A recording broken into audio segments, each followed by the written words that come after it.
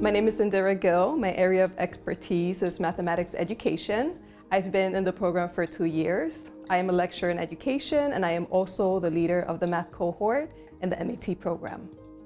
How we teach secondary mathematics in the US and urban public schools has not changed much since it was first taught in the early 18th century. Most secondary math classrooms continue to use what Ferry coined as the Becky method of education, where students are considered empty vessels and teachers make deposits, which students are expected to receive, memorize, and repeat. As a public school math teacher in New York City and Miami, I witnessed how that approach was unsuccessful and instead perpetuated inequalities.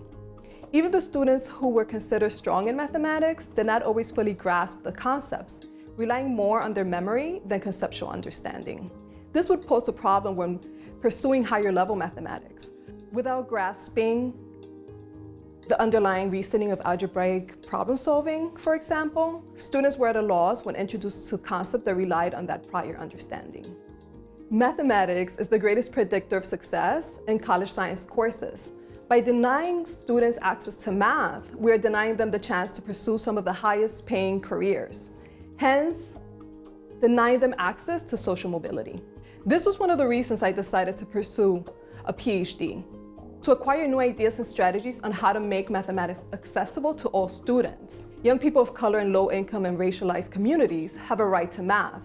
And as a woman of color from a similar background, I was driven to play a part in providing highly effective mathematics instruction.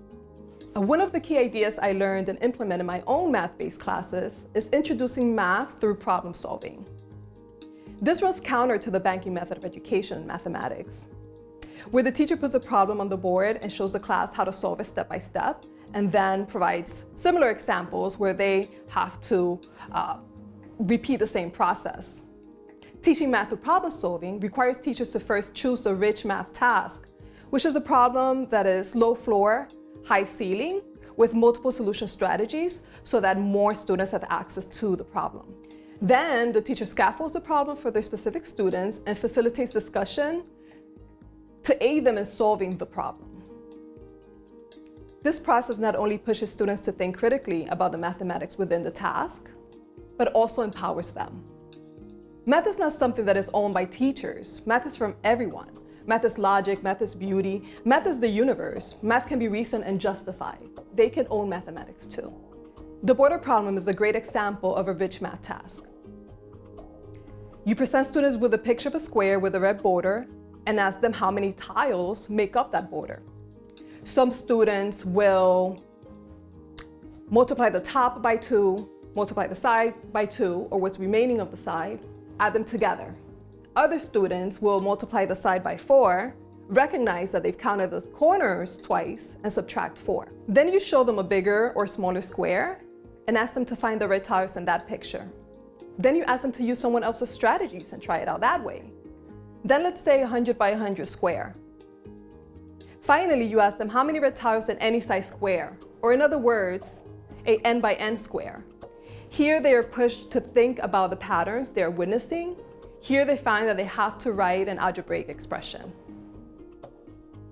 With rich math tasks, we're asking students to trust their instincts, which can be very scary, especially if the entirety of their math careers they have been told step by step what to do.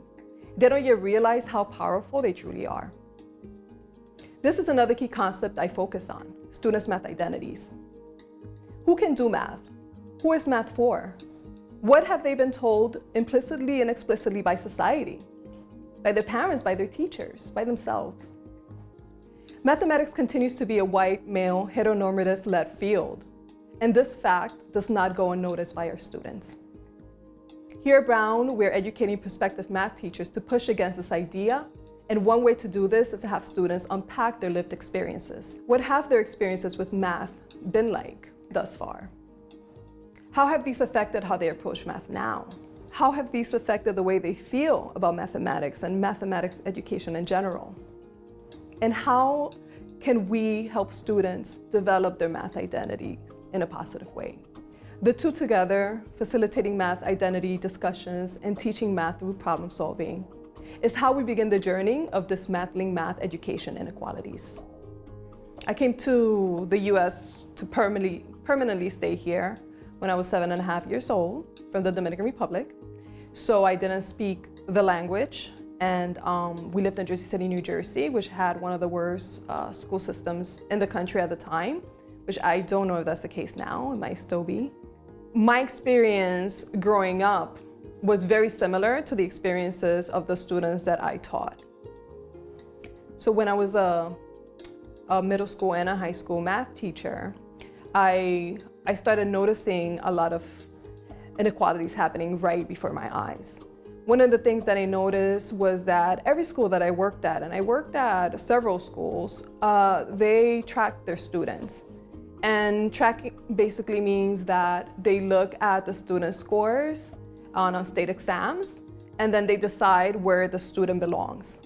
So if you don't score very well and you are placed in a remedial math class, and let's say you're in 8th grade, that means that some students are getting algebra while some students are not. So those students getting algebra tended to be the lighter skinned white students. And then the students that were placed in these remedial courses tended to be brown and black students. But what that really means is that the students getting algebra have a year of high school mathematics under their belt.